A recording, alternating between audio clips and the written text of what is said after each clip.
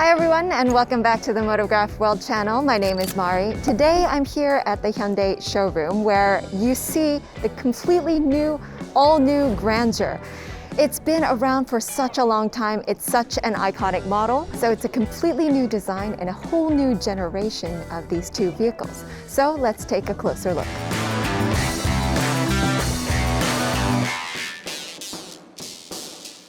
So let's take a look at the front face first. I see the biggest changes in the face as well as the profile. But if you look down below, you see that it's a prominent grille, and they love their parametric grille designs. And in order to make the car look bigger and wider, they have minimized certain sections and they have actually emphasized the grille.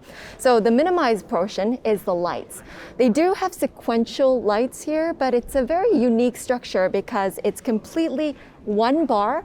However, you can see that it's sequential.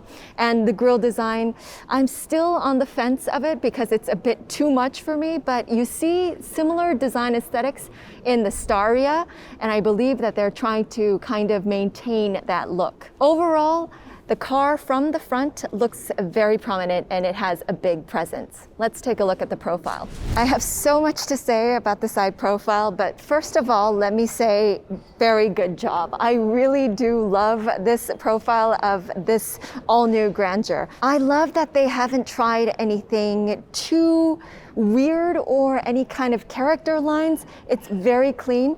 They have gotten a big proportion of the bottom part or the bottom half of the car so that the car looks very prominent and it has a presence on the road. And now if you start from the first part, the shoulder here starts up very high. And you see this aesthetic a lot in these big luxury sedans. I don't want to compare, but some of the bigger luxury models that come in from the United Kingdom or some of the German models, if you look at their biggest flagship sedans, they have a very high shoulder and it tends to go downwards from there. It kind of mimics that big presence where you have big shoulders from the start. And now if you look at the pillars, the A pillar, B pillar, and C pillar, there might be something very peculiar with the C pillar. Let's take a look here. And now the C pillar is split into two, and you see that there is a small window back here. But in fact, I was wondering why they had kind of decided to split this up. But if you look at the first generation Grandeur, the very boxcar-like model, you see this type of aesthetic. I think that this is paying homage to the initial Grandeur model. The previous one tried to bring on younger drivers, and it was more of a driver car. However, for this one, it seems like you want to have CEO levels sitting in the back seat here. So you have a longer wheelbase that has been extended. The overall length of the car has been extended by 45 millimeters, which is about an inch. And you have the longest wheelbase in the same segment category. I love the wheels on this model, but this is the calligraphy model, so please bear with me with the wheels. But with the wheels, if you think about the clean surface, you need these wheels on this one. And if you open up the doors, they're frameless. So you can see the clean cuts. However, these doors are slightly protruding. The first driver door, a little bit, but the passenger door, this is a little bit too long, it seems. And why have this all the way back? This is a bit of a question, but it might be a little bit too protruding for people sitting in the back row seat. And even with the door handles, you have these flush hidden door handles. These kinds of door handles were only used on maybe Genesis models, the ones that go above maybe G90. That is a first for the Grandeur. Now the car starts a little bit high and then it has this streamline all the way to the back. And then from the trunk, it actually has a slight upward movement for aerodynamic purposes. And now if you look at the back design, once again, it has minimized all of the other criteria in order to make the car itself look bigger and have more presence. So once again, you have this one bar of the light, but it's very streamlined, it's very minimal.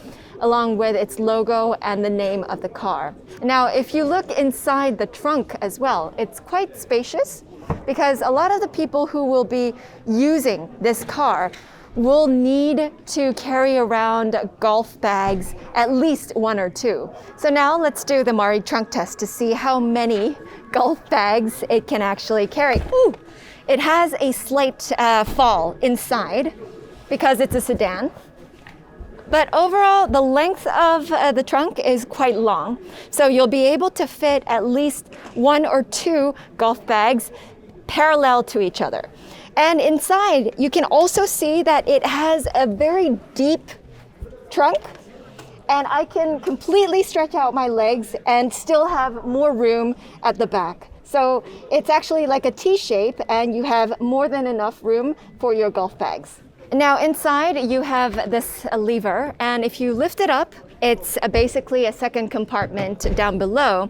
Not so much. You have the basic tools here, no spare tire, but you might be able to fit in a little bit more luggage if you needed, if you take this part out. And now we've lifted up the hood of the car. There are different derivatives of this car. You have the 2.5 gasoline, 3.5 liter gasoline, and then you'll have the 1.6 liter gasoline hybrid model. I personally would opt for the 3.5 liter gasoline with the 300 horsepower. But there is a lot of hype and a lot of buzz talking about the hybrid models and how that will actually drive on the road. So looking forward to that. There's also a lot of word about the EV models that might or might not be out in the market. So let's keep an eye out for that as well. So now this is my favorite among all of the lineups that are in the showroom right now. So this is the all black ink version of the Grandeur. As you can see, the emblem or the logo is even in a matte black color. The grille is also matte black, and also the wheels as well. So if you are one of those drivers like me who likes all black, I think that this would be a great option for you. But what I first noticed when I got into the car was that the materials, I don't know, it's my personal preference, but I would have expected something a little bit more premium because of all of the high trims that we are so used to seeing among Hyundai and Kia cars these days. Maybe I expected a little bit too much. At the moment, the steering wheel doesn't have the Hyundai logo. It just is a plain steering wheel. The materials are the same for the door panel here, as well as the steering wheel. You do have these two wide screens put together to make it into a larger screen. This is quite, you might be familiar with it with other Hyundai and Kia models. And now this actually has the screen for the HVAC system at the moment, so you can turn on the AC. It's a touch panel. It's actually the same size as the panels here. I do like my button controls to be analog. However, this is quite ergonomic because it has the vibrations as well when you touch. And I think it's very intuitive. It's not too cluttery, and you can see which controls that you are playing with. And even with the buttons as well. And now, if you look at the gear control here, the shift is actually what you saw on the Ioniq 5. And you see that there is no knob or any kind of control in the center. So they have shifted that over to the side. As for the seats, these are a little bit on the more rigid side. So it's not the type of very cushiony, very comfortable types, but it has that full tension and support. From the outside, from the exterior, I immediately recognize that this car has a proportion that is maybe 40% to 60% from the top part and the bottom part of the car. So the bottom part of the car is much wider and thicker. So I thought maybe the line of sight for the driver might be a bit narrow, but I don't feel that way because maybe the seat position is a little bit lower Therefore, you have full line of sight, and maybe the ceiling is a bit lower, but you don't recognize it as a hindrance or a challenge. You do have a lot of storage options, even on the door trim as well as here. The center console is very wide. So you have more than enough room to store maybe some big cups here. You also have a charging station for your phone. And of course, you also have the center console that can be opened up. And now the glove box. This isn't the pull type, drawer type either. It's actually the pull down type. The opening itself isn't so deep. However, you do have a lot of room that goes down into the glove box. The seats are quite comfortable, but you do have a lot of controls that you can play with.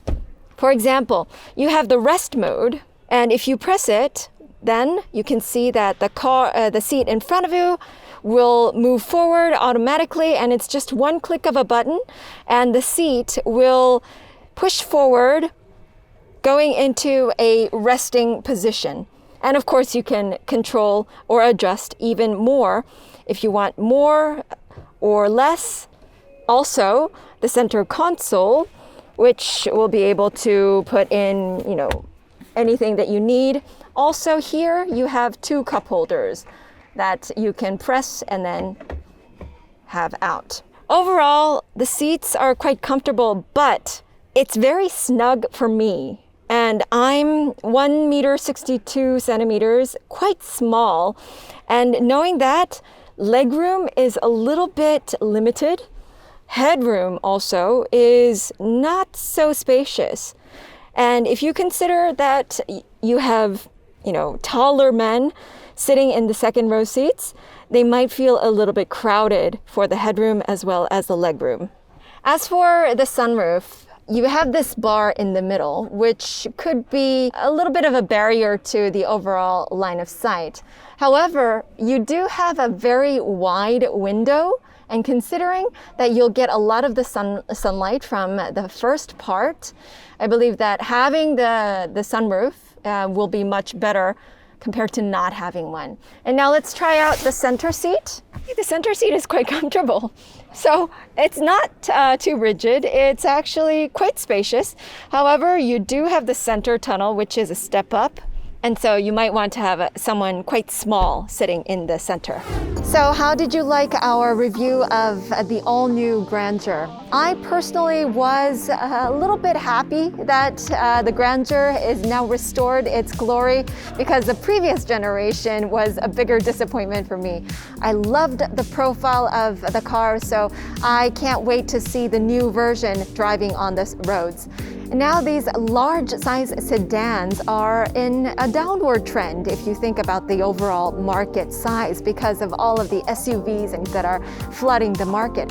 However, I do think that there is a target group that will really love the all-new Grandeur. Especially look into some of the darker colors, and I think that you'll be amazed. Please tell us what you think down below in the comments, and remember to click subscribe. See you next time.